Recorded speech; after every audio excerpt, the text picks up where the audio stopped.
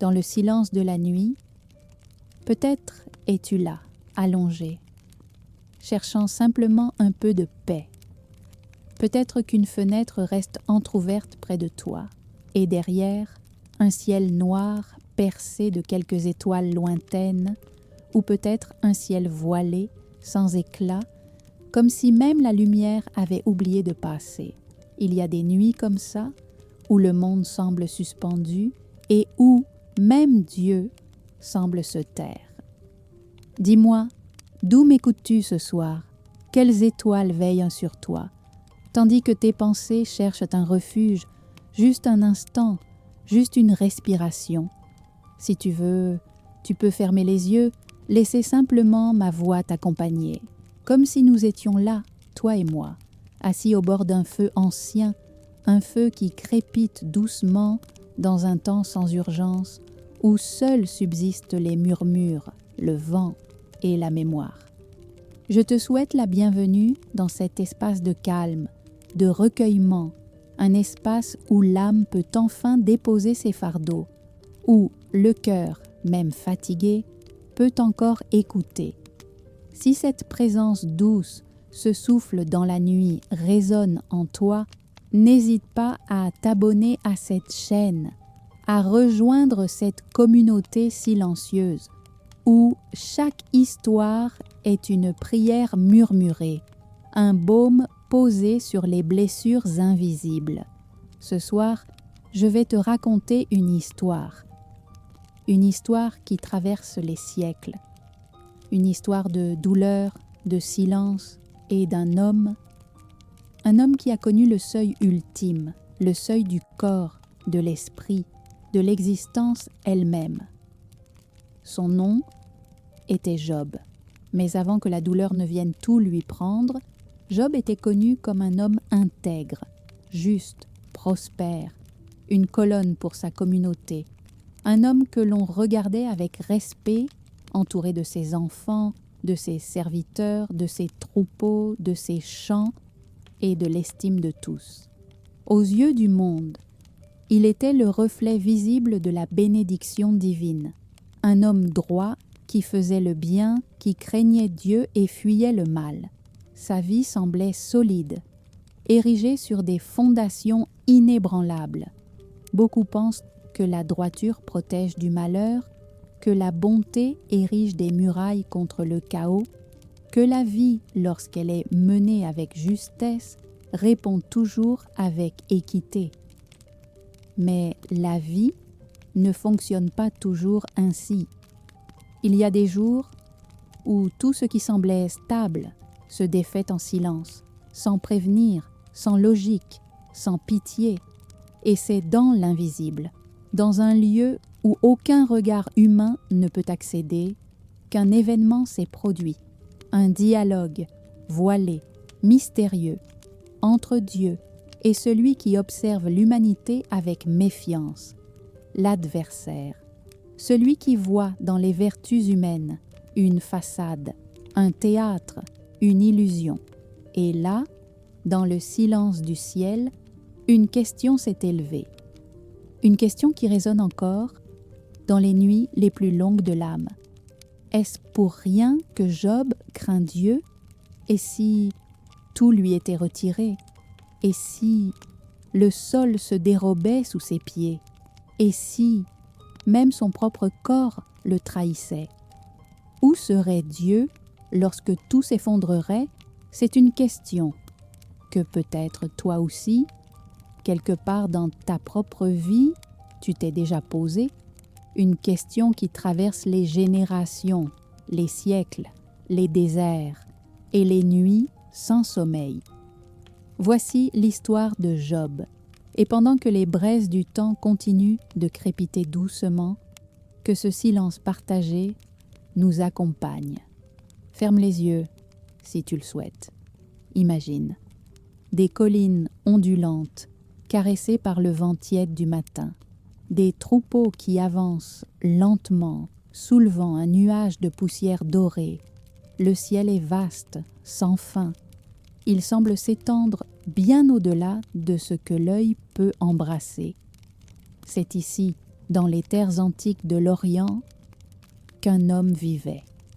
Son nom résonnait comme une bénédiction. Job, un homme rare, un homme dont l'existence tout entière était un chant silencieux de fidélité, d'intégrité, de dévotion. Il n'était pas simplement un homme riche ou un notable respecté, il était une étoile dans la nuit de son époque, un refuge, une colonne de stabilité pour ceux qui l'entouraient. Job possédait des terres à perte de vue. Ses troupeaux couvraient les vallées. 1000 brebis, 3000 chameaux, 500 paires de bœufs, 500 ânesses, et une foule de serviteurs, fidèles, laborieux, qui veillaient sur ses biens, ses cultures, ses animaux, et même sur sa réputation. Mais sa véritable richesse n'était pas seulement matérielle. Job avait une famille, 10 enfants, 7 fils et 3 filles.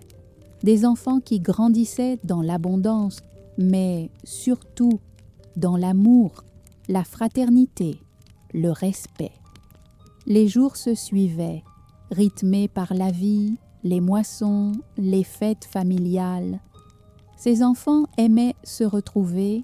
Souvent, l'un d'eux invitait ses frères et ses sœurs à partager un repas, un festin, un moment d'éclat de rire sous la toile des tentes, et Job, ce père attentif, veillait dans le silence de son cœur. Chaque matin, il se levait avant l'aube. Il se tenait dans l'ombre des premiers rayons face au mystère, et il offrait un sacrifice pour chacun de ses enfants. Il disait dans son âme, « Peut-être ont-ils péché, peut-être, dans leur cœur, ont-ils murmuré quelque chose contre le Très-Haut. » C'était là la nature profonde de Job, non pas une obsession, mais une vigilance sacrée, une conscience aiguë de la fragilité humaine, même au sein du bonheur, même dans l'abondance. Il n'était pas seulement un homme prospère, il était un homme droit, un homme qui marchait dans l'humilité, la justice, la bonté. Il se détournait du mal comme on ferme une porte sur l'obscurité, et sa renommée s'étendait loin, bien au-delà de ses propres terres. Des caravanes entières traversaient ses domaines, marchands, voyageurs, pèlerins, et tous parlaient de Job. Ils disaient « Voici un homme béni, voici un homme juste. Celui-là marche dans la lumière et la lumière le suit. » Mais tu sais, ce que les hommes voient n'est jamais que la surface. Car la vie humaine, même la plus droite, même la plus belle, reste suspendue à des fils invisibles, des fils que le regard ne perçoit pas, des fils tissés quelque part, entre la terre et le ciel, et dans cette vie si bien ordonnée, si pleine, si riche, rien ne laissait présager que le sol pourrait un jour se dérober. Rien, absolument rien. Job croyait, comme beaucoup, que la justice attire la protection divine, que le bien attire le bien, que la fidélité à Dieu construit des murailles invisibles contre le chaos. Et pourtant, quelque chose veillait dans l'ombre de l'univers, quelque chose ou quelqu'un qui observait Job, non pas avec admiration, mais avec doute, avec suspicion, avec ce regard qui gratte, qui fouille, qui cherche la faille cachée sous les apparences. Car il existe des lieux invisibles aux hommes, des lieux où se tiennent des dialogues que nulle oreille humaine ne peut entendre, des lieux où les destins se jouent loin du regard des vivants, et pendant que Job veillait, pendant qu'il offrait ses sacrifices, pendant qu'il marchait droit, il ne savait pas que dans le silence du ciel, quelque chose allait se lever. Un murmure, un souffle, un doute lancé contre lui. Et dans cette nuit sans bruit, l'histoire allait basculer.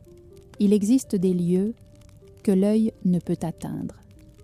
Des lieux suspendus entre le visible et l'invisible, entre la matière et le souffle. Là où le mystère se tient, silencieux, impénétrable. Des lieux où le temps lui-même semble retenir sa respiration.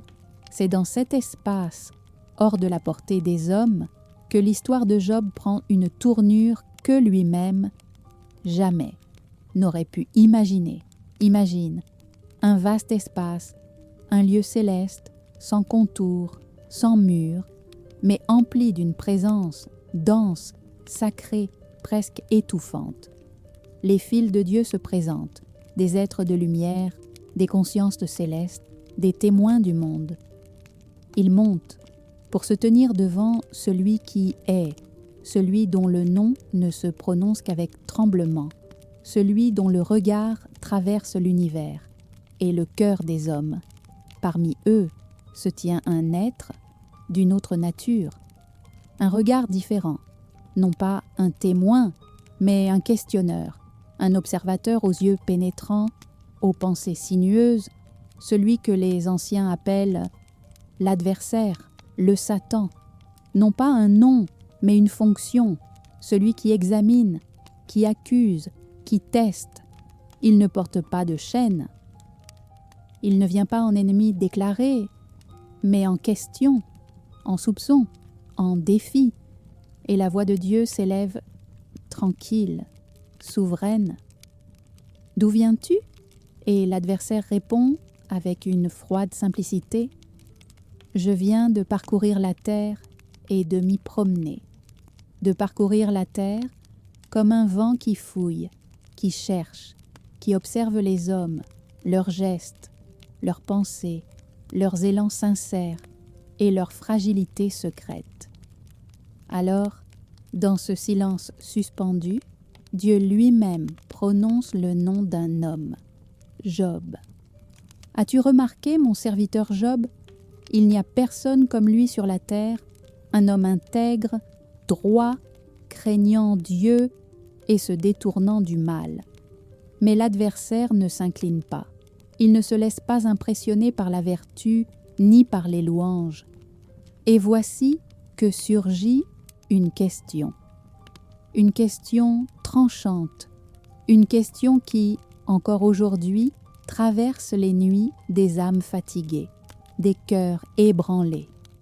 Est-ce pour rien que Job craint Dieu ?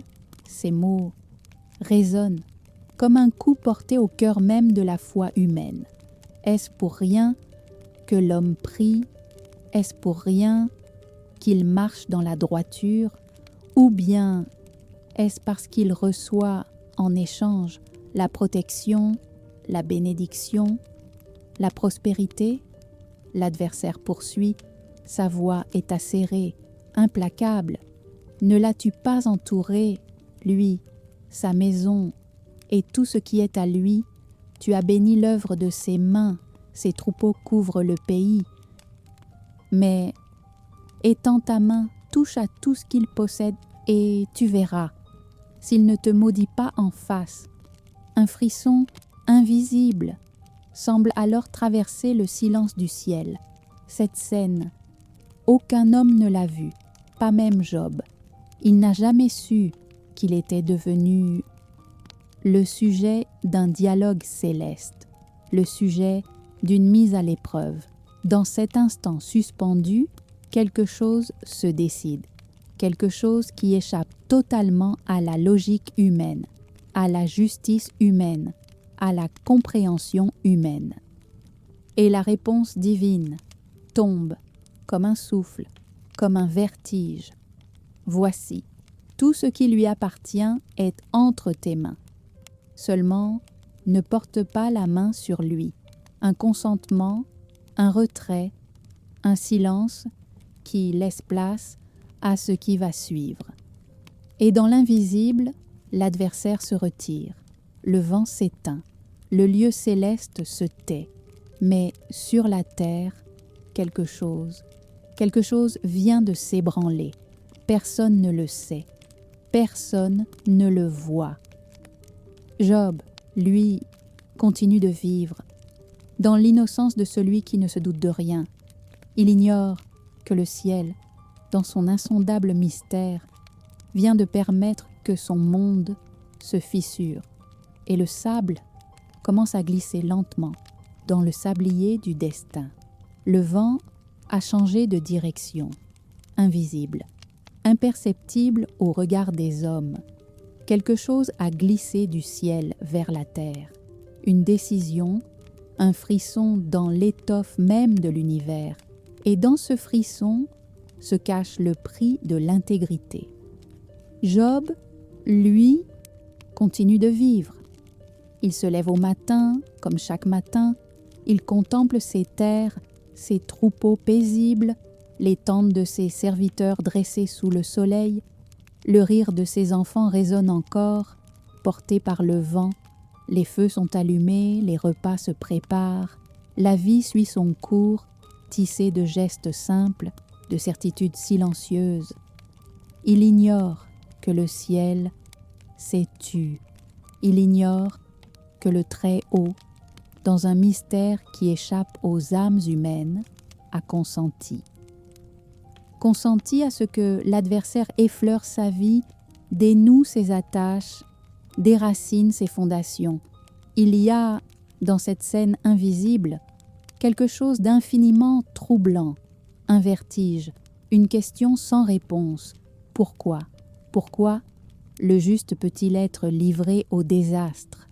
Pourquoi le fidèle peut-il être exposé au vent contraire, aux flèches du chaos, aux morsures du malheur? Est-ce là le prix de l'intégrité? Car l'accusation lancée dans le ciel n'est pas seulement contre Job.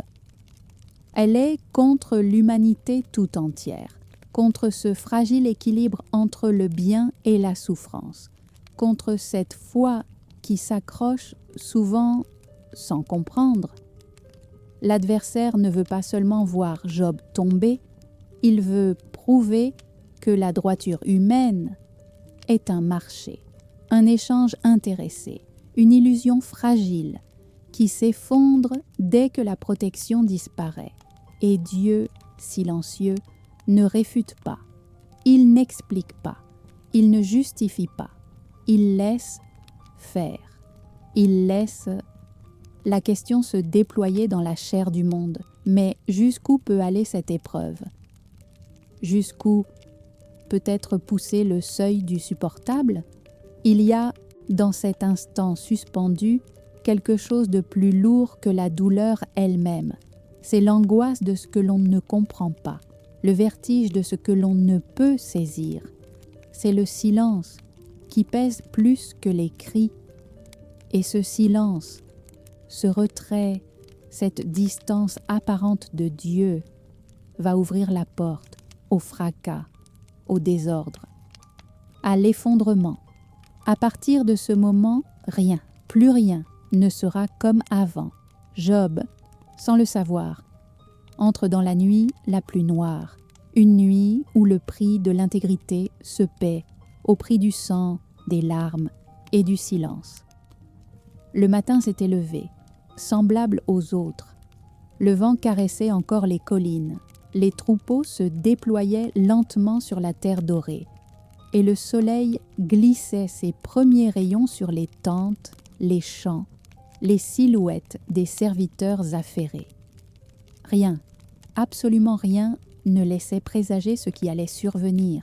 Et pourtant, quelque part dans un lieu invisible aux yeux des hommes, la porte du malheur venait de s'entr'ouvrir. Tout commença comme un simple bruit qui approche. Une poussière au loin, un cavalier, un souffle d'urgence dans l'air.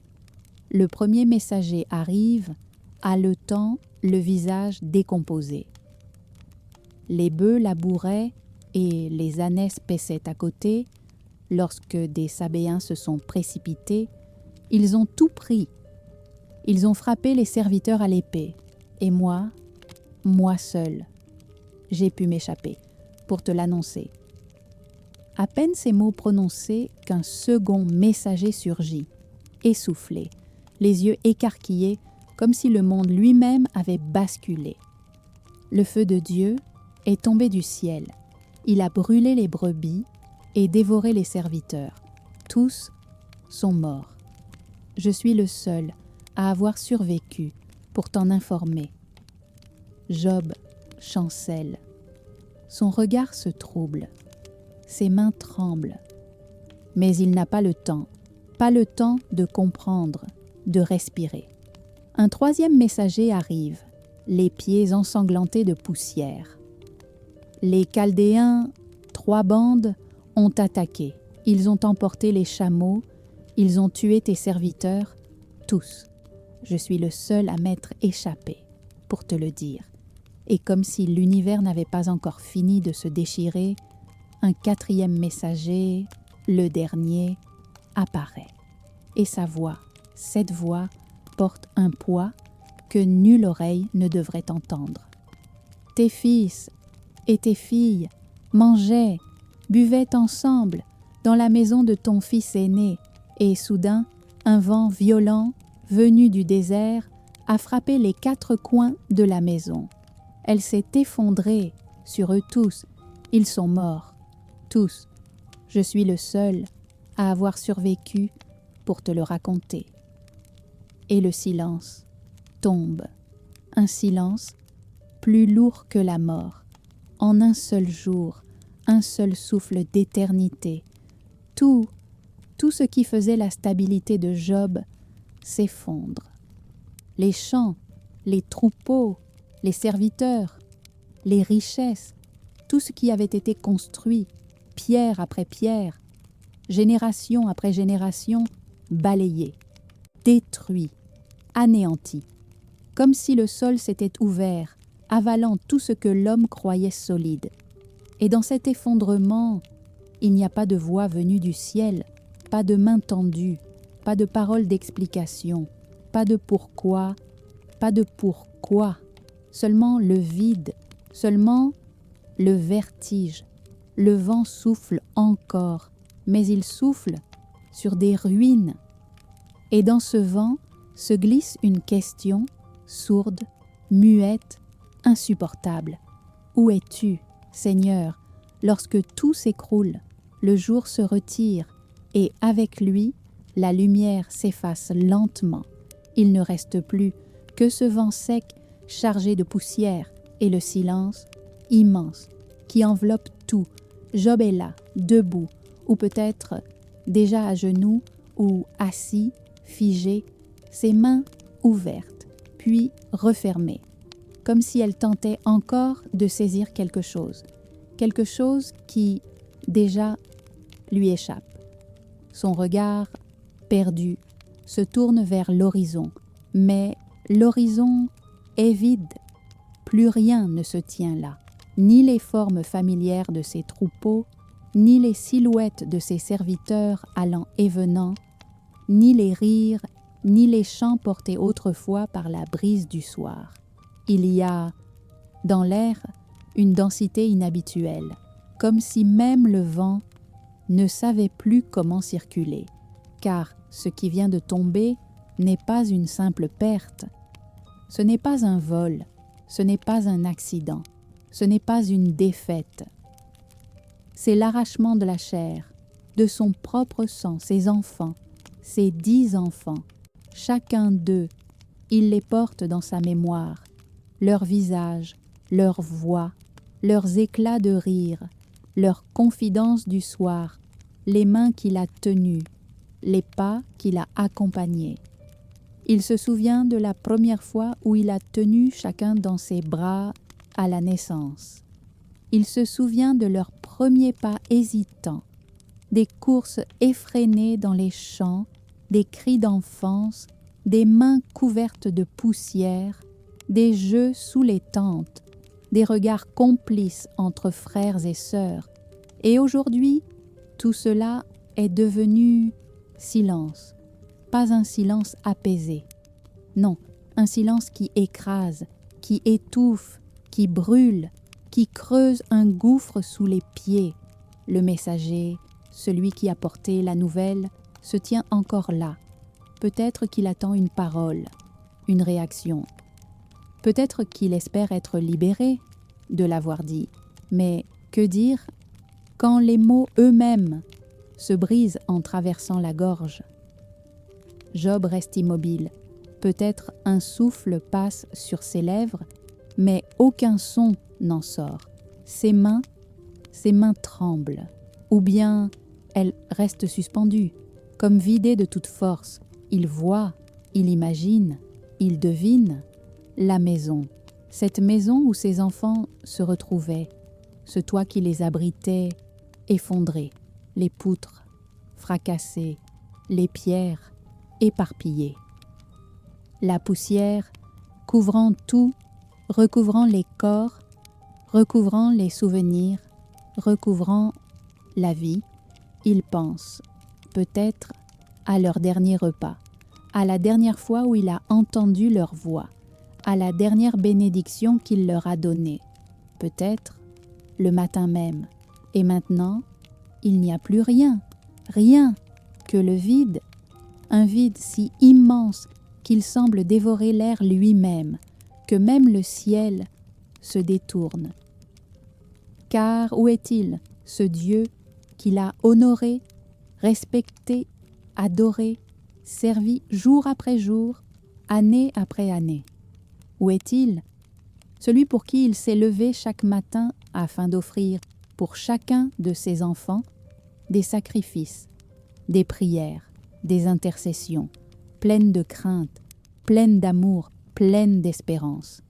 Job avait prié pour que jamais le mal n'approche ses enfants. Et pourtant, le mal a traversé le seuil. Il a frappé, il a tout pris. Alors peut-être Job ferme les yeux. Et peut-être, il tente de faire revenir, ne serait-ce qu'un instant, leur visage, leur rire, leur voix, mais la mémoire est cruelle. Elle rend tout plus aigu, plus brûlant, plus insupportable.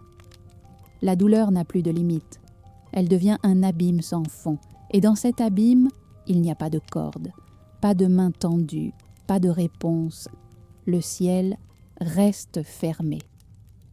Et ce silence plus lourd que 1000 tonnerres, ce silence est peut-être ce qu'il y a de plus cruel.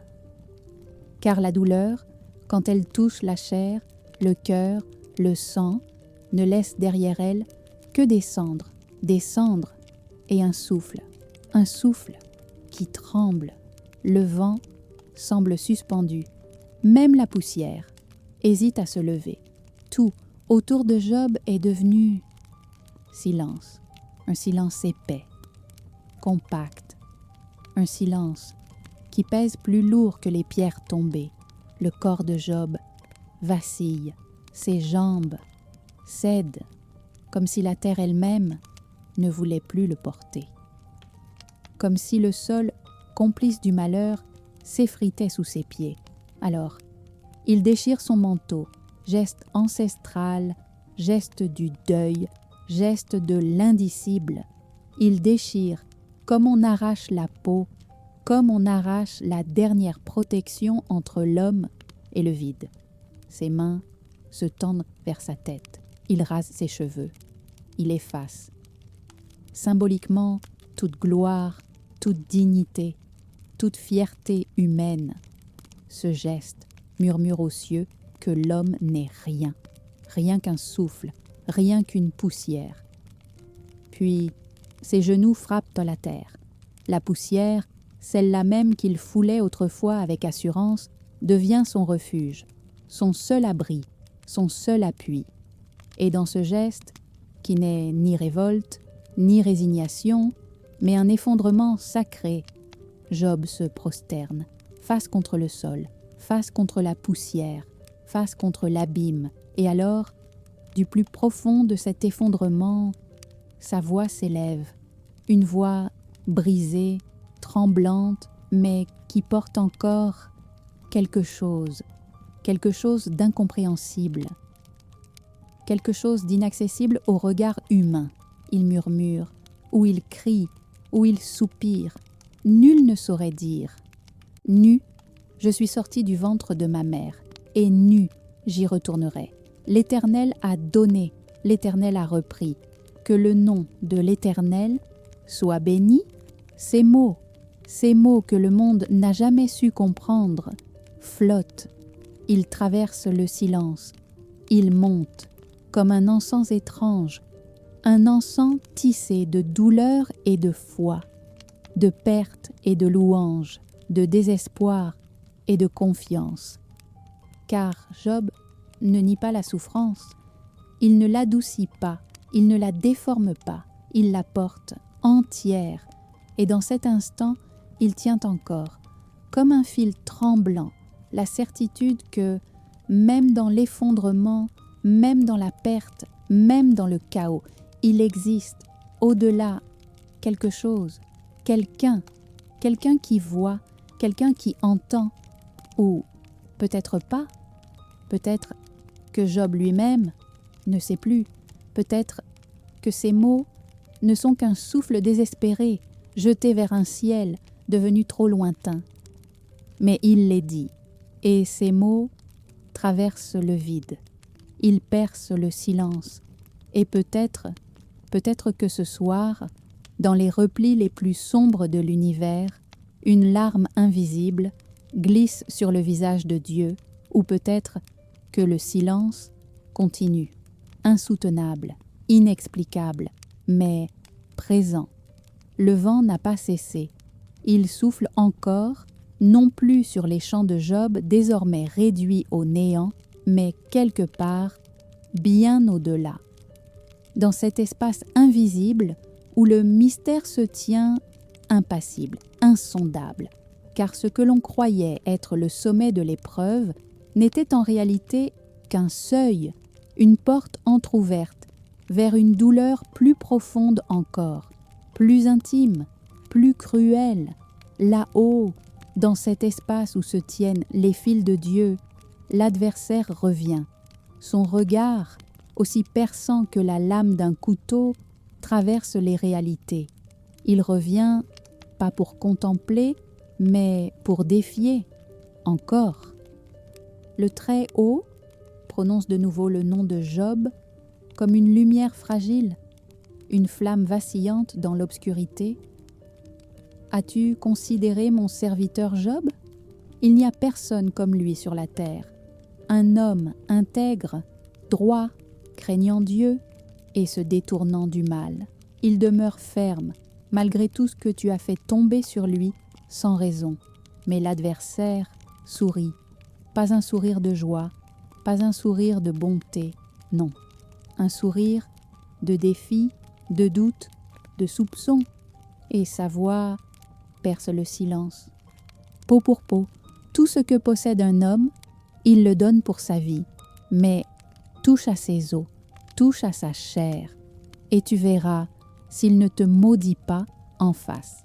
Cette phrase glisse comme un venin, elle transperce, elle divise, le soupçon ultime est posé.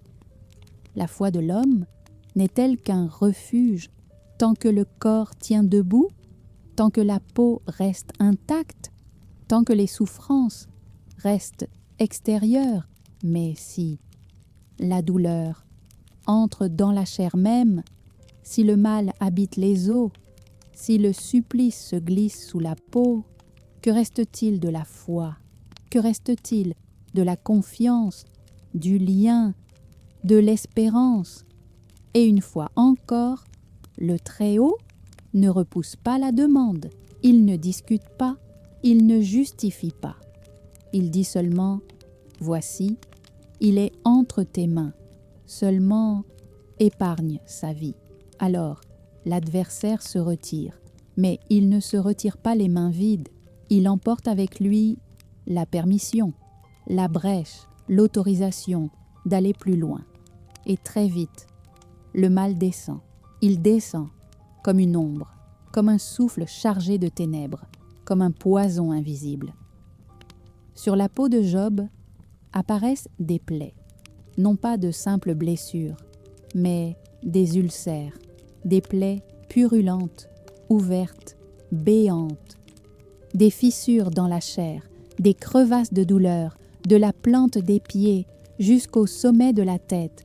La peau devient brûlure, le corps devient prison. La douleur ne quitte plus, elle ronge, elle dévore, elle consume. Chaque mouvement est un supplice, chaque souffle un déchirement. Et là, assis, seul, loin de la ville, loin des regards, loin de tout ce qui était autrefois sa vie. Job gratte ses plaies, avec un tesson, un morceau de poterie brisé. Car que reste-t-il pour soulager ce qui ne peut l'être? Le corps. Ce dernier refuge devient alors le lieu même du supplice, et le silence du ciel persiste, insoutenable, opaque, incompréhensible. Job est désormais un homme que même le vent semble hésiter à caresser, un homme que la terre ne sait plus comment porter, un homme suspendu entre la vie et le néant.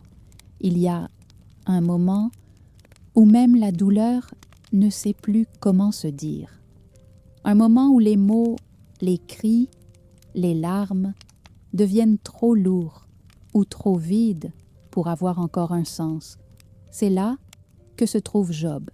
Il n'a plus rien, plus de maison, plus de serviteurs, plus de troupeaux, plus de richesses, plus de fils, plus de filles, plus de voix qui l'appellent père, plus de regards qui lui disent « Voici un homme digne ». Même son propre corps est devenu son ennemi. Chaque pas est un supplice, chaque respiration une brûlure. La peau, fendue, crevassée, laisse couler un mélange de sang, de pus, de fièvre.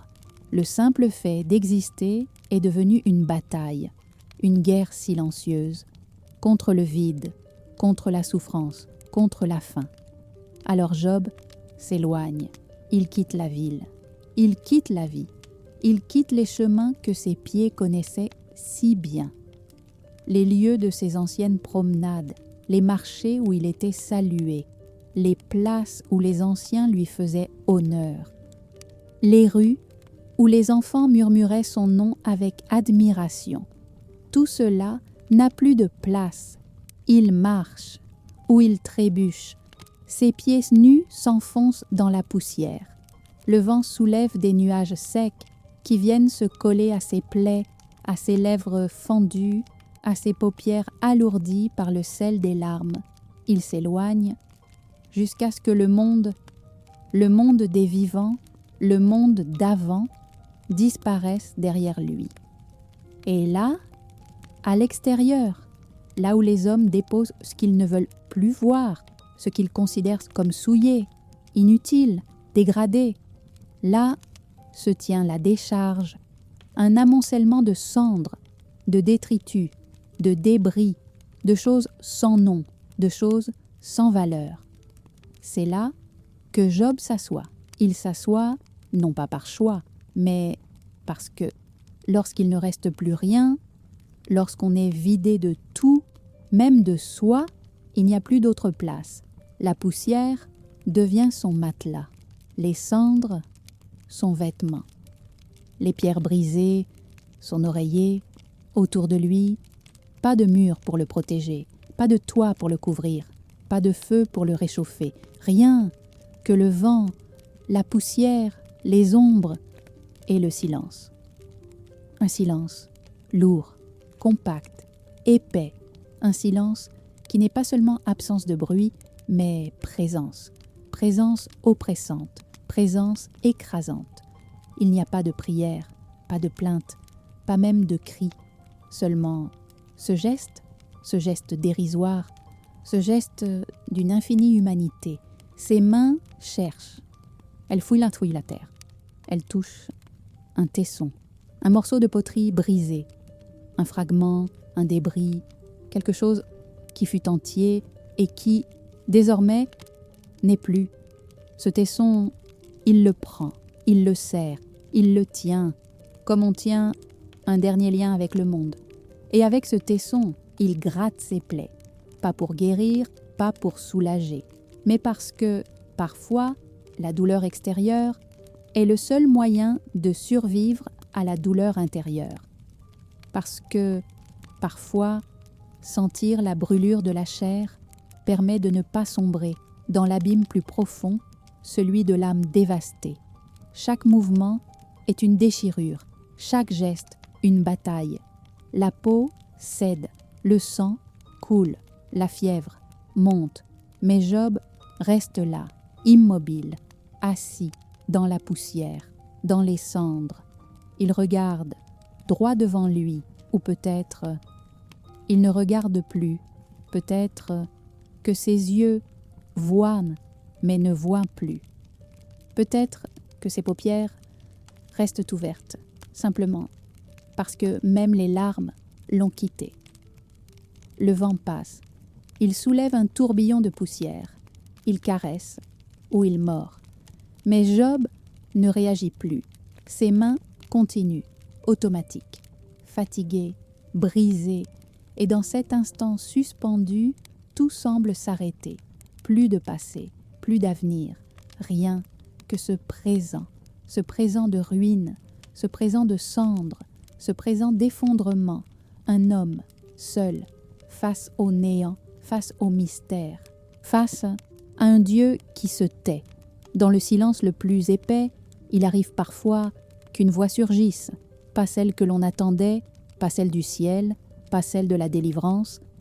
Non, une voix plus proche, une voix d'ici, une voix familière, une voix connue, une voix aimée, celle de sa femme. Elle est là, présente, elle n'a pas fui, elle n'a pas abandonné, elle a tout vu, elle a tout vécu, le pillage, les destructions, la chute des enfants, la mort, la poussière, les cris, le silence. Et maintenant, cet homme qu'elle a aimé, cet homme qu'elle a vu fort, digne, respecté, admiré, est là, assis, dans la cendre, le corps rongé par les ulcères, la peau déchirée, le visage méconnaissable, le regard perdu dans un vide qui n'a plus de bord. Elle le regarde, mais que voit-elle encore de celui qu'il fut? Est-ce encore son époux ou seulement une ombre d'homme, un reste d'existence? Il n'y a plus d'abri, plus de futur, plus de sens, plus rien. Et alors, de ses lèvres monte une parole que personne n'aurait voulu entendre, une parole qui transperce plus sûrement que le fer, une parole qui porte en elle la révolte, l'épuisement, la fin de tout espoir. Elle dit « Tu demeures encore ferme dans ton intégrité, maudis ton Dieu, et meurs. » Ces mots tombent lourdement. Ils tombent, comme une pierre jetée dans un puits sans fond. Et le silence, après cela, devient plus violent, plus tranchant que n'importe quel cri. Car cette voix devait être consolation, elle devait être présence, elle devait être un refuge, elle devait être ce dernier lien, ce souffle, cet amour qui soutient quand tout s'effondre. Mais elle devient blessure, une blessure plus profonde encore que les ulcères, plus douloureuse encore que la perte des enfants, car elle vient de celles qui partageaient le même souffle, le même chemin, le même foyer, le même avenir. Elle aussi est brisée, elle aussi est vidée, elle aussi a tout perdu. Et peut-être que ces mots ne sont pas vraiment des mots de haine, peut-être qu'ils ne sont pas une condamnation, peut-être qu'ils sont le cri désespéré d'un cœur qui ne trouve plus d'issue, d'un cœur qui, face au silence du ciel, ne sait plus que faire, sinon tout briser, briser la foi, briser l'attente, briser le lien, briser même la vie. Car parfois, la douleur atteint un seuil où même l'amour se transforme en cendre. Job entend. Il entend ces mots. Il les reçoit. Ils entrent comme des flèches, comme un poison. Mais il ne répond pas tout de suite. Car que répondre quand celui ou celle qui devait être ta consolation devient ta croix? Que répondre quand même la tendresse se retourne contre toi? Le vent souffle encore. Il soulève la poussière. Et dans cette poussière, il n'y a pas seulement la ruine des biens, la ruine du corps, il y a la ruine de l'amour, la ruine de tout ce qui tenait encore debout. Le vent a cessé. Même la poussière semble s'être déposée. Il ne reste que le poids. Un poids que la terre elle-même semble incapable de porter. Le poids du silence. Ce n'est plus seulement l'absence de réponse. C'est une présence. La présence d'un silence épais, lourd, opaque, qui envahit tout. Chaque espace, chaque pensée, chaque souffle. Job est là, assis dans la cendre, le corps lacéré de plaies, le souffle court, le regard perdu entre le néant et l'incompréhensible. Et le ciel reste fermé. Pas un mot, pas un signe, pas une brise, pas une ombre qui passerait, ne serait-ce qu'un instant pour rappeler que Dieu veille encore. Rien. Le silence. Un silence qui ne console pas. Un silence qui ne guérit pas. Un silence qui oppresse, qui écrase, qui broie. La prière se heurte à un mur. Le cri se perd dans un vide sans écho. L'attente devient vertige. Peut-être que Job tente. Peut-être qu'il lève les yeux. Peut-être qu'il murmure encore de ces prières qu'il connaissait si bien. Des paroles qu'il avait répétées toute sa vie. Des mots d'espérance, de confiance, de supplication. Mais les mots retombent, comme des pierres, comme des cendres. Il n'y a pas de réponse. Rien. Le ciel est sourd, et c'est peut-être cela le plus insupportable, plus que la perte des biens, plus que la mort des enfants, plus que la maladie, plus que la solitude, plus que la trahison des proches. C'est le silence de Dieu, ce silence qui semble dire « tu n'es pas entendu », ce silence qui semble dire « il n'y a personne », ce silence qui creuse un abîme entre l'homme et le divin. Alors Job vacille, non plus seulement dans son corps, mais dans son âme, dans son être profond. Il regarde autour de lui, rien ne répond. Il regarde en lui, rien ne se lève. Il regarde vers le ciel ne répond pas. Et l'angoisse monte, une angoisse plus vaste que la mort, une angoisse qui porte un nom que l'homme redoute plus que tout, l'abandon ultime.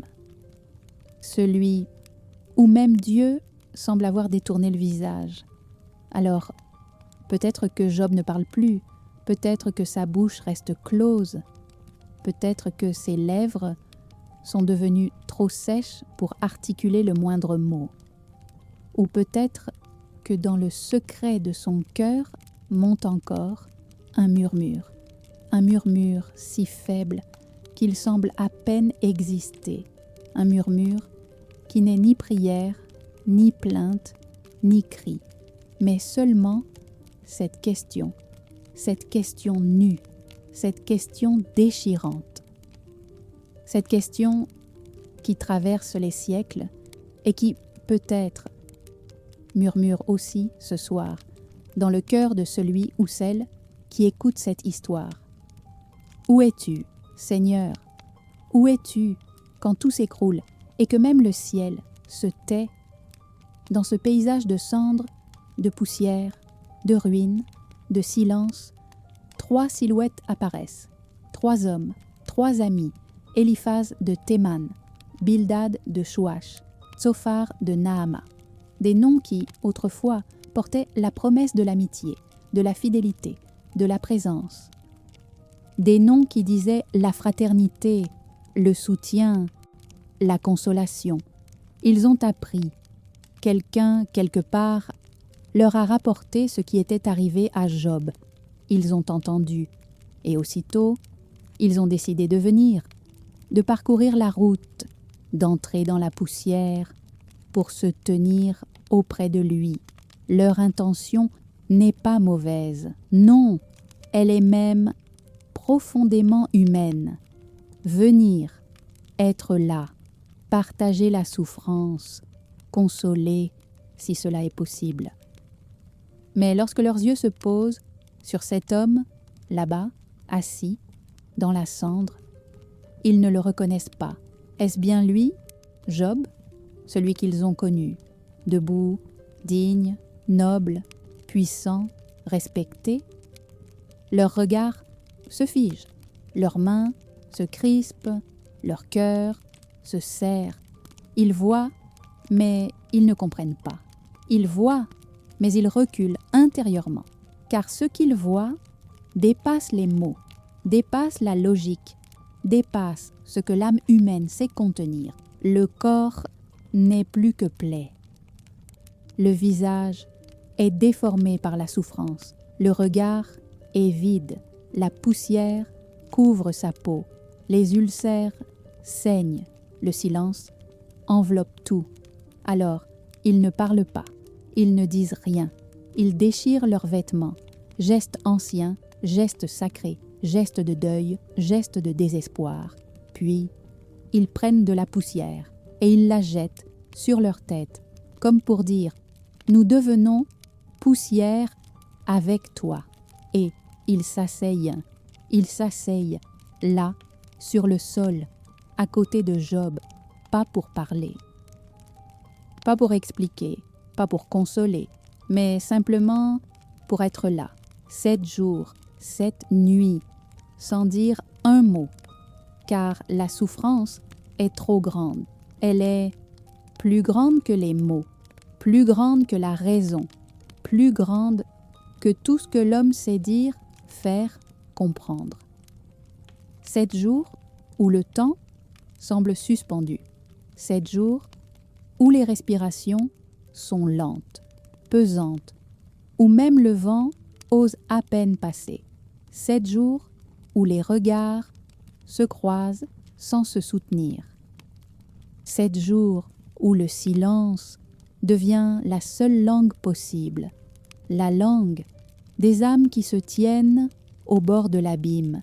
Et dans ce silence, il n'y a pas encore d'accusation, pas encore de jugement, pas encore de discours. Il n'y a que le poids d'un mystère que personne ne sait nommer. Le temps s'est étiré, 7 jours, 7 nuits, assis dans la poussière, dans les cendres, dans le même silence, dans la même immobilité, dans le même vertige. Mais il y a une frontière, une limite. Un moment où même le silence devient insoutenable, où le silence se fissure, où le poids de la douleur cherche une issue, où les pensées que l'on gardait à l'intérieur finissent par s'échapper, par devenir paroles, et alors les amis commencent à parler. Ils parlent, mais leurs mots ne guérissent pas. Ils parlent, mais leurs paroles blessent. Ils parlent, mais ils ne comprennent pas. Eliphaz prend la parole en premier. Sa voix se veut douce, posée, empreinte de sagesse. Mais derrière cette douceur apparente, derrière cette façade de bienveillance, il y a une pensée, une conviction ancienne, enracinée dans l'âme humaine depuis la nuit des temps. Il dit « Job, souviens-toi, qui a jamais péri étant innocent? Où a-t-on vu les justes être exterminés? Selon ce que j'ai vu, ceux qui labourent naillent l'injustice, ceux qui sèment dans la souffrance, la récoltent. » Ces mots tombent comme des pierres. Derrière l'apparence de la consolation se glisse le poison du soupçon. Si tu souffres, c'est que, quelque part, tu l'as mérité.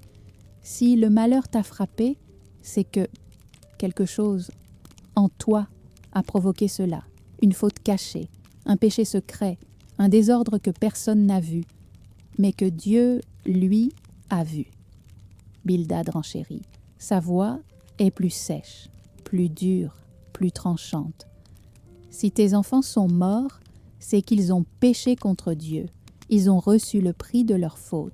Mais toi, si tu es pur, si tu es droit, alors, supplie Dieu, il se lèvera pour toi.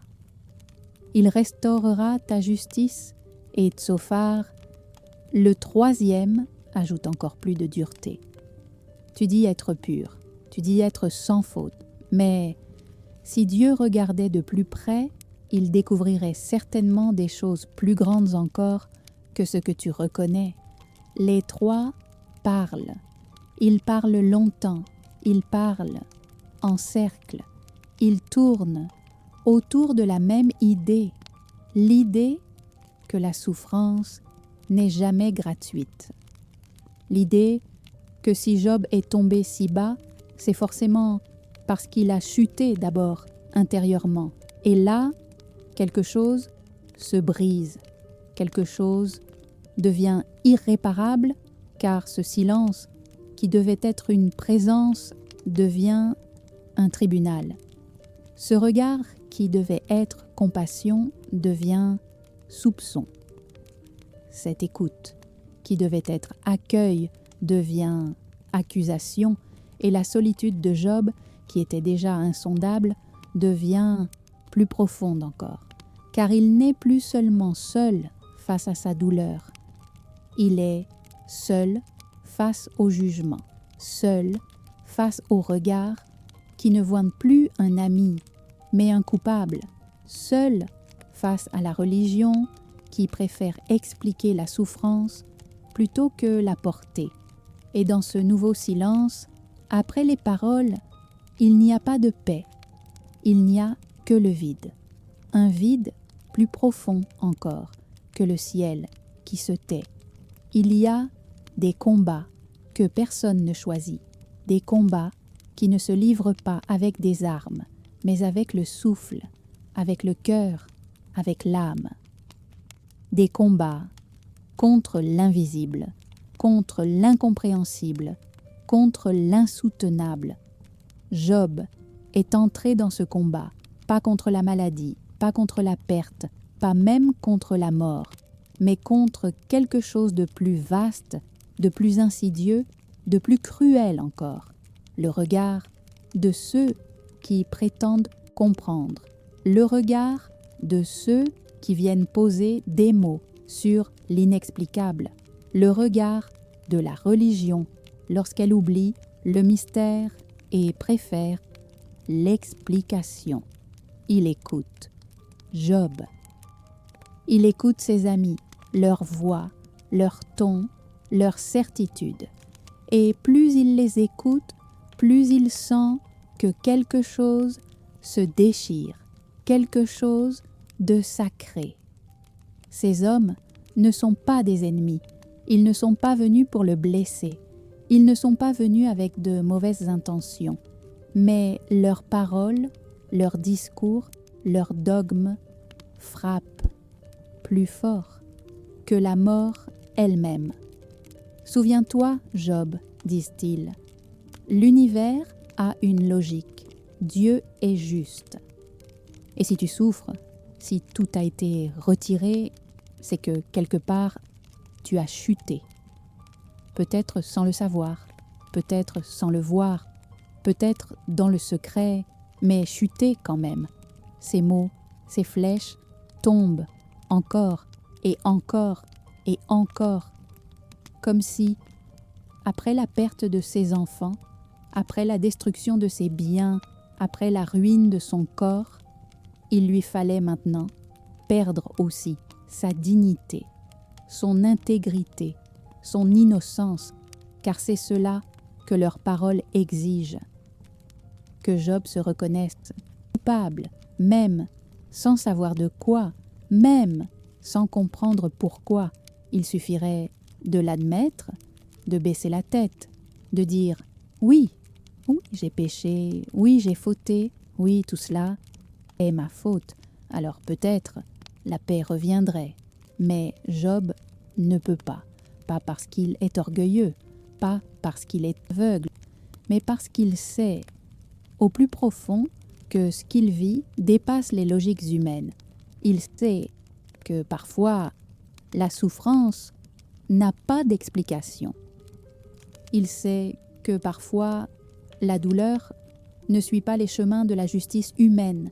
Il sait que le mal frappe sans logique, que le chaos s'invite même chez les justes. Alors il se lève, pas son corps, son âme, son souffle, sa voix, et il parle, pour la première fois, non plus en homme résigné, mais en homme qui refuse. Il refuse que sa souffrance soit expliquée. Il refuse que son effondrement soit justifié. Il refuse que le mystère soit écrasé par des mots trop petits. Il leur dit : « Jusqu'à quand me tourmenterez-vous avec vos paroles ? Jusqu'à quand me briserez-vous encore et encore et encore ?» Il leur dit : « Regardez-moi, suis-je un criminel ? Suis-je un voleur ? Suis-je un homme injuste ? Montrez-moi, dites-moi, où est ma faute ? » Mais il sait qu'ils ne peuvent pas, parce qu'il n'y a pas de faute, il n'y a que la vie dans son chaos, la vie dans son mystère, la vie dans son silence. Et alors, Job lève les yeux, il regarde plus haut, plus loin, il regarde le ciel, mais le ciel reste fermé.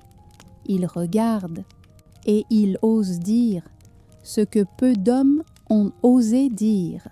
Il ose interroger Dieu, il ose demander compte, il ose poser cette question brûlante, terrible, sacrée. Pourquoi le méchant prospère-t-il ? Pourquoi ceux qui pillent, ceux qui détruisent, ceux qui blessent, vivent-ils dans la paix, dans l'abondance, dans la sécurité ? Pourquoi les justes tombent-ils ? Pourquoi ceux qui marchent dans la droiture finissent-ils dans la poussière ? Et cette question dépasse le cadre de sa propre vie. Elle devient universelle. Elle devient le cri de tous ceux qui, depuis la nuit des temps, ont vu le malheur frapper sans comprendre. Tous ceux qui ont vu l'enfant innocent mourir, tous ceux qui ont vu l'homme juste être détruit, tous ceux qui ont vu la bonté être piétinée, tous ceux qui ont vu la foi se heurter au silence.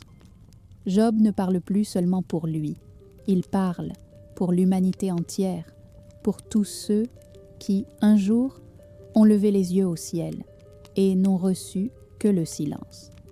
Et ce cri que Job pousse dans la nuit, ce cri traverse le désert, traverse le temps, traverse les siècles. Il est là, il est encore là. Ce soir, il résonne peut-être dans le cœur de celui qui écoute. Un cri qui ne demande pas une réponse, mais seulement que le ciel entende. Il y a des nuits où même le silence devient une agonie, où même la poussière semble peser plus lourd que le corps, où l'air lui-même devient trop dense pour être respiré. C'est là que se tient Job. Il ne parle plus à ses amis, il ne cherche plus à se justifier, il ne tente plus d'expliquer, il ne répond plus aux accusations, il ne cherche plus à convaincre, il tourne son regard plus haut, plus loin, vers ce ciel qui depuis des jours, depuis des nuits, depuis un temps sans nom, reste muet. Et de ce regard monte un cri que les mots seuls ne peuvent pas contenir, un cri qui vient d'un endroit si profond, si déchiré, qu'aucune langue humaine ne peut vraiment l'exprimer. Il parle, mais ces paroles ne sont plus une prière. Elles sont un affrontement, une lutte, un point levé, non pas contre Dieu, mais contre le silence de Dieu. Pourquoi, Seigneur, pourquoi as-tu ouvert le sein de ma mère pour me conduire ici? Pourquoi m'as-tu formé, m'as-tu donné la vie, si c'était pour me réduire à cela? Son souffle tremble, sa voix se brise, ses mains, peut-être, se tendent encore vers le vide. Aurait-il mieux valu que je ne sois jamais né, que l'obscurité m'ait couvert, que le ventre qui m'a porté soit resté fermé? Pourquoi m'avoir fait venir à la lumière pour me livrer aux ténèbres? Chaque mot est une lame, chaque phrase est un vertige. Il ne demande pas seulement pourquoi il souffre, il demande pourquoi il existe, il demande pourquoi l'être même, pourquoi le souffle, pourquoi la conscience, s'ils doivent se heurter à cette absurdité. Job n'accuse pas, il ne blasphème pas, il ne maudit pas, mais il interroge. Il interroge avec une intensité que seuls ceux qui ont connu la limite peuvent comprendre.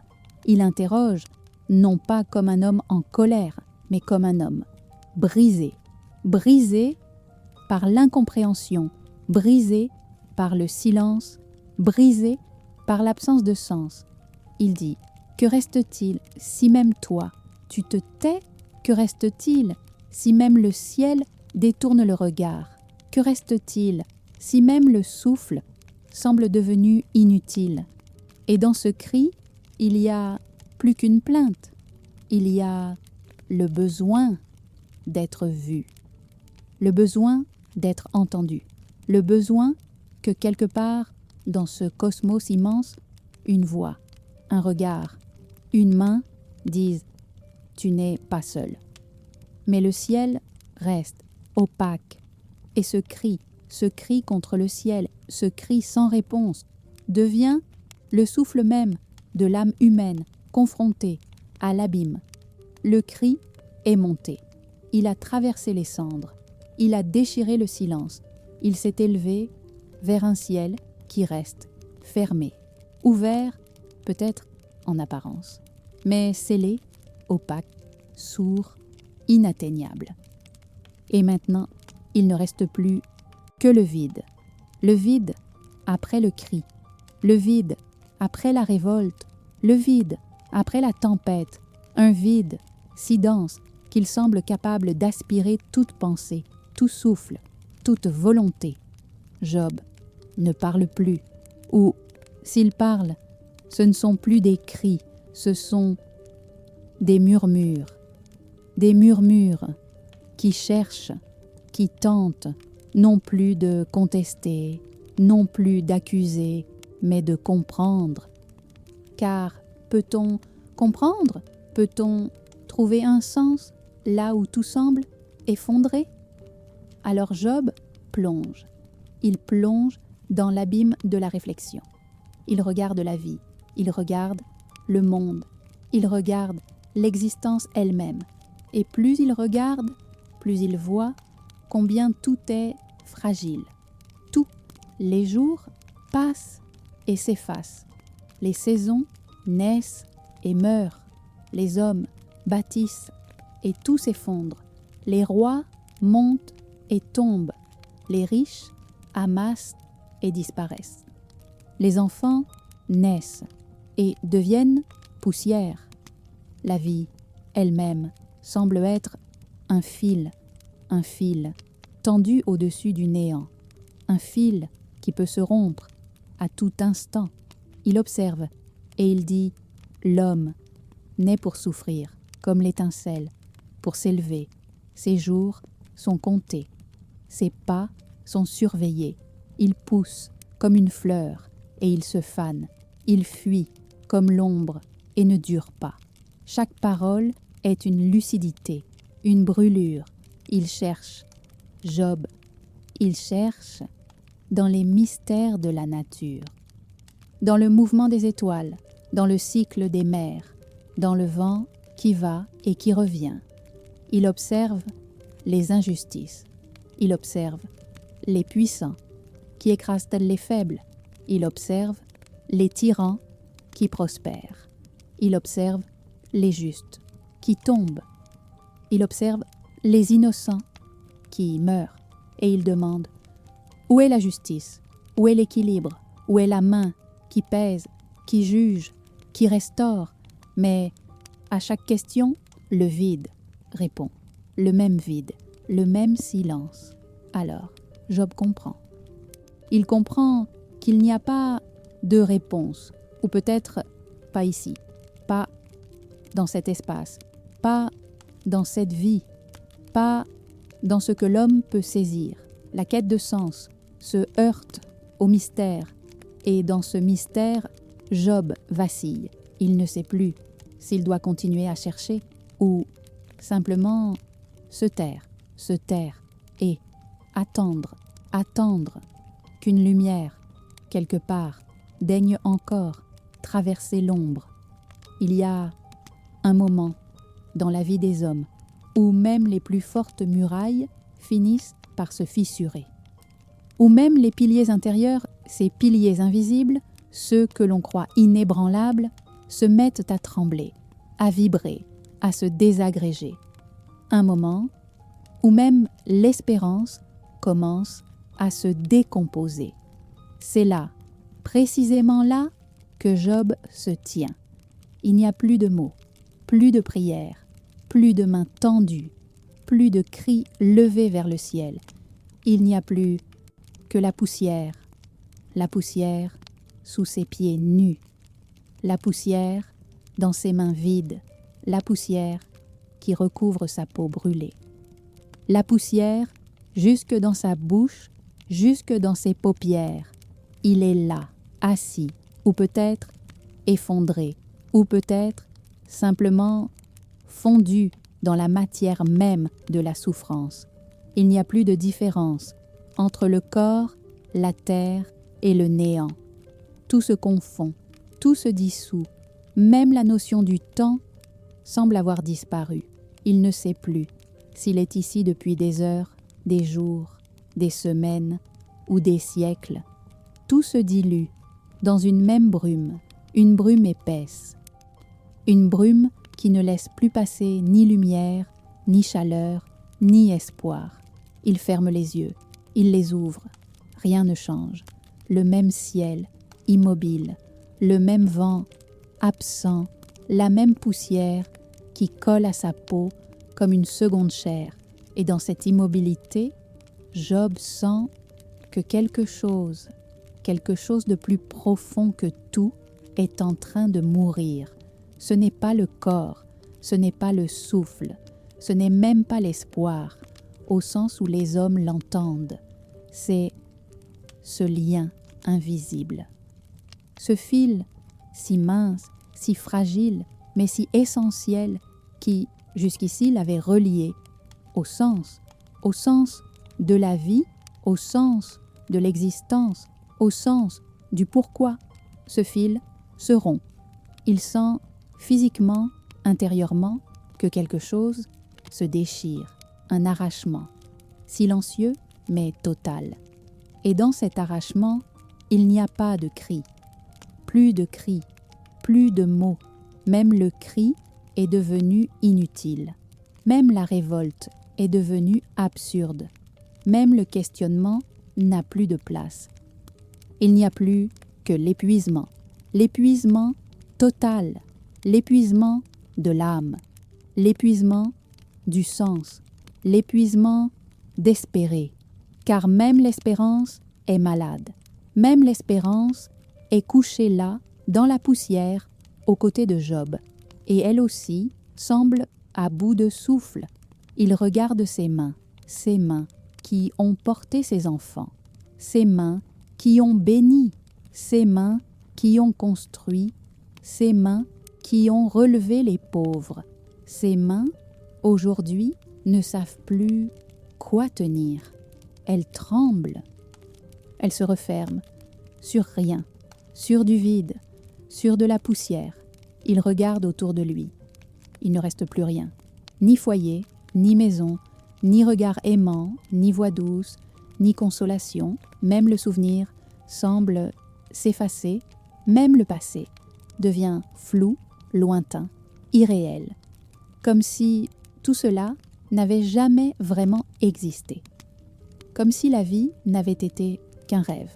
Un rêve dont on se réveille brutalement. Et le réveil, c'est cela. La poussière, la cendre, le vent sec et le silence. Un silence tellement lourd, tellement vaste, tellement écrasant, qu'il semble occuper tout l'espace. Il voudrait, peut-être, encore murmurer, dire pourquoi, dire à quoi bon, dire Seigneur, es-tu là?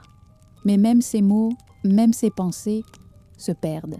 Il n'y a plus d'écho, il n'y a plus de retour, il n'y a plus de présence, seulement le poids de l'absence, le poids de l'incompréhension, le poids de l'abîme. Et dans cet abîme, quelque chose persiste. Pas l'espoir, pas la foi, pas même le désir, mais un souffle infime, rien qu'un souffle. Le simple fait d'être encore là, dans la poussière, dans l'effondrement, dans le silence, simplement là.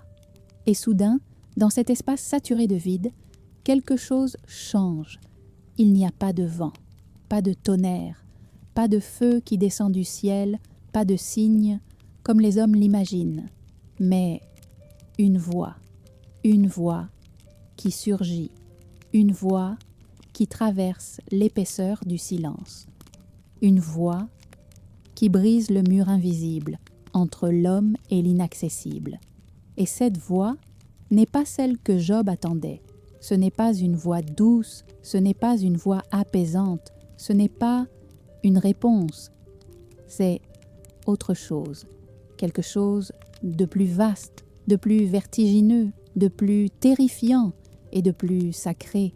La voix parle, elle parle depuis le cœur de la tempête, non pas une tempête de vent, non pas une tempête de sable, mais une tempête de mystère, une tempête de grandeur, une tempête d'incompréhensible. Elle dit « Qui est celui qui obscurcit mes desseins par des discours sans connaissance ?» Job se fige, son souffle se suspend, ses mains retombent, car il comprend immédiatement que ce qui parle n'est pas de l'ordre de l'humain, c'est le tout autre, c'est l'inaccessible, c'est celui dont le souffle fait frémir les montagnes. La voix poursuit, « Ceins donc tes reins, comme un homme. Je vais te questionner, et tu me répondras. » Et alors commence, non pas un discours, mais une succession de questions. Des questions qui ne cherchent pas des réponses, des questions qui ouvrent, qui dévoilent, qui déchirent le voile de l'ignorance humaine. Où étais-tu quand je fondais la terre? Dis-le, si tu as de l'intelligence. Qui en a fixé les dimensions? Qui a tendu sur elles le cordeau? Sur quoi ces bases sont-elles posées? Qui en a posé la pierre angulaire, tandis que les étoiles du matin éclataient en chants d'allégresse et que tous les fils de Dieu poussaient des cris de joie? Job écoute, et plus il écoute, plus il sent que son propre souffle est minuscule, infime, poussière. La voix continue, elle parle de la mer enfermée dans ses limites, du soleil qui se lève, du vent qui souffle, de la pluie qui tombe, de la neige qui couvre la terre, des constellations suspendues dans le vide, des animaux sauvages qui vivent loin des regards, du lion, de l'aigle, du bouquetin, du crocodile, de la naissance des pharaons, de la liberté du cheval, de la puissance de l'éclair, de la fragilité des fleurs, de la danse du cosmos, chaque question est un vertige, chaque question est un abîme, chaque question ouvre sur l'infini. Et dans cet infini, une vérité commence à émerger. Ce n'est pas que Job ait péché, ce n'est pas qu'il ait été puni, ce n'est pas une affaire de mérite ou de faute, c'est autre chose. C'est que le monde, le réel, le souffle même de l'existence repose sur un mystère qui dépasse l'entendement humain, un mystère qui englobe à la fois la beauté, la terreur, la lumière et l'ombre, un mystère qui n'est pas là pour être compris, mais pour être accueilli. Job écoute. Et plus il écoute, plus il sent que sa question, son cri, son pourquoi se dissout. Non pas parce qu'il a reçu une réponse, mais parce que, face à l'infini, il n'y a plus de question. Il n'y a que le souffle, que la présence, que le mystère. Et dans cette présence, quelque chose bascule, quelque chose se transforme, silencieusement, sacralement. Et tandis que la voix continue, Job, peu à peu, cesse d'être Job. Il n'est plus ce père endeuillé.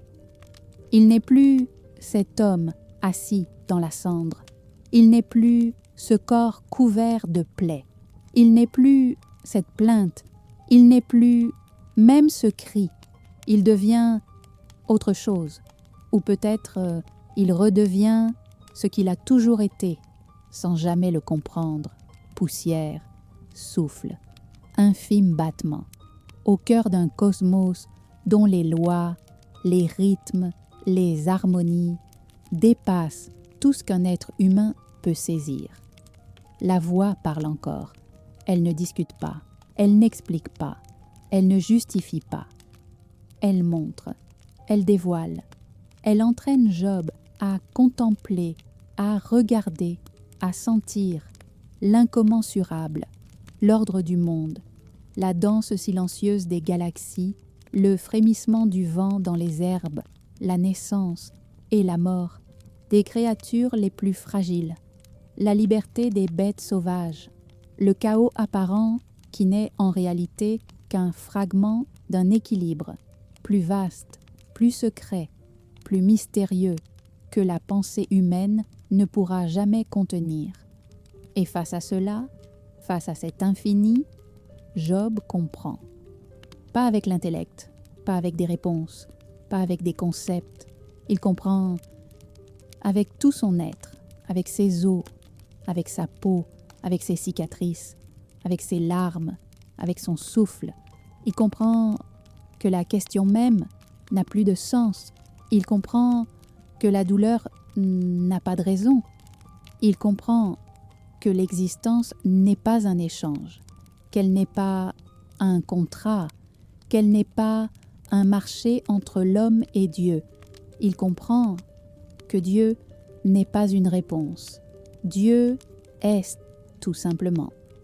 Au-delà des pourquoi, au-delà des comment, au-delà de ce que l'esprit peut concevoir, il comprend que l'homme est invité non pas à comprendre, mais à contempler, non pas à saisir, mais à accueillir, non pas à posséder, mais à se laisser traverser par le souffle, par le mystère, par la vie, dans tout ce qu'elle contient de beauté, de douleur, de chaos, d'harmonie, de lumière et d'ombre. Alors Job baisse la tête, il se couvre la bouche avec la main et il murmure. Peut-être plus pour lui que pour celui qui l'écoute. Je reconnais que j'ai parlé sans comprendre des merveilles qui me dépassent et que je ne connaissais pas. Il ajoute : mon oreille avait entendu parler de toi, mais maintenant, mon œil t'a vu. Et dans cette phrase, tout bascule, tout se défait, tout se reconstruit autrement. Non pas comme avant, jamais comme avant, mais autrement. Avec cette certitude que l'homme n'est pas au centre, que l'homme n'est pas la mesure, que l'homme est un souffle fragile, un souffle précieux, un souffle suspendu entre la poussière et l'infini. Le vent a changé. Il ne souffle plus comme avant. Ce n'est pas un vent de tempête. Ce n'est pas un vent qui détruit. Ce n'est pas non plus un vent qui explique. C'est un souffle doux, un souffle qui passe, qui caresse, qui réchauffe, sans bruit. Et dans ce souffle, quelque chose se remet à vivre. Non pas comme avant, jamais comme avant, mais autrement. Le récit dit que Dieu restaure Job, que ses biens sont doublés, que ses troupeaux sont multipliés, que ses terres refleurissent, que sa maison se relève, que de nouveaux enfants naissent, 7 fils, 3 filles, et que ces filles étaient plus belles que toutes celles du pays. Job les regarde, il les voit grandir, il les voit rire, il les voit courir. Là où autrefois ne restaient que des ruines, il les bénit, il leur donne des héritages. Il leur transmet non pas seulement des biens, mais ce que l'épreuve lui a appris, non pas avec des mots, mais avec un regard, avec une présence, avec ce silence devenu prière. Le récit dit que Job a vécu encore longtemps, 140 ans. Il a vu ses enfants, les enfants de ses enfants, jusqu'à la 4e génération. Il est mort, rassasié de jours. Mais est-ce que la souffrance s'oublie? Est-ce que le deuil disparaît? Est-ce que la perte s'efface avec le retour de l'abondance? Non. Les cicatrices restent. Elles ne saignent plus. Elles ne brûlent plus. Mais elles sont là, silencieuses, discrètes, gravées dans la mémoire du corps, dans la mémoire de l'âme. Chaque regard vers le ciel porte encore cette mémoire. La mémoire d'un Dieu qui se tait, puis qui parle, mais qui ne répond jamais, comme on l'attend. La mémoire d'un mystère plus grand que la douleur, plus vaste que la compréhension, plus profond que le malheur, un mystère qui ne supprime pas la nuit, mais qui y dépose une lueur, une braise, un souffle.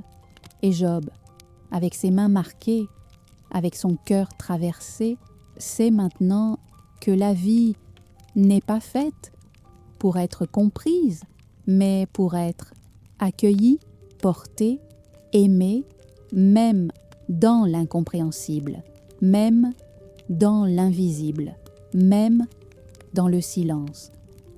Peut-être qu'il y a dans ton cœur ce soir un écho, quelque chose de familier dans cette traversée, quelque chose de profondément humain, car l'histoire de Job n'est pas seulement celle d'un homme perdu dans les sables d'un Orient ancien.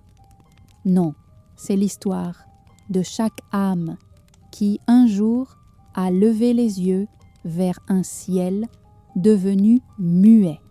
C'est l'histoire de ceux qui cherchent sans trouver, de ceux qui tombent sans comprendre, de ceux qui se tiennent seuls dans la poussière, avec pour seule compagne une question qui ne trouve pas de réponse, mais peut-être que cette histoire murmure autre chose, quelque chose de plus grand, quelque chose de plus profond, quelque chose qui ne se dit pas avec des mots.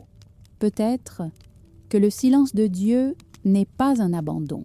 Peut-être que ce silence est une invitation à déposer les armes, à déposer les pourquoi, à déposer les attentes, à déposer même l'espérance, pour ne garder que le souffle nu, le souffle fragile, le souffle d'être encore là, là, malgré tout, là, même sans comprendre, là, même sans voir, là, simplement parce que le mystère nous porte, même lorsque nous croyons être seuls. Job a appris que Dieu n'est pas toujours celui qui répond, mais il est toujours celui qui est, celui qui habite l'ombre et la lumière, celui qui se tient dans le vent et dans le silence, celui qui traverse nos effondrements, nos absences, nos vertiges, et peut-être que toi aussi, ce soir, en écoutant cette histoire, tu sens qu'au-delà du bruit du monde, il existe un lieu où les larmes deviennent prière, où la poussière devient offrande, où le souffle devient sacré. Si cette présence, ce murmure, cette voix dans la nuit a touché ton cœur, tu peux, si tu le souhaites, t'abonner à cette chaîne. Ici, chaque nuit, chaque récit est une veille, un feu dans la nuit, un refuge pour les âmes fatiguées, un espace où l'on ne promet pas des réponses, mais où l'on partage le souffle du mystère. Et maintenant, tandis que la nuit s'approfondit, tandis que le vent s'apaise, tandis que le silence reprend sa place, je te laisse dans cette paix qui ne vient pas de l'absence de douleur, mais de cette certitude qu'au cœur du silence, il y a une présence, invisible, impalpable, mais réelle, que ton souffle soit doux, que ton sommeil soit léger, que ton cœur repose et que le mystère te berce. À bientôt dans la nuit.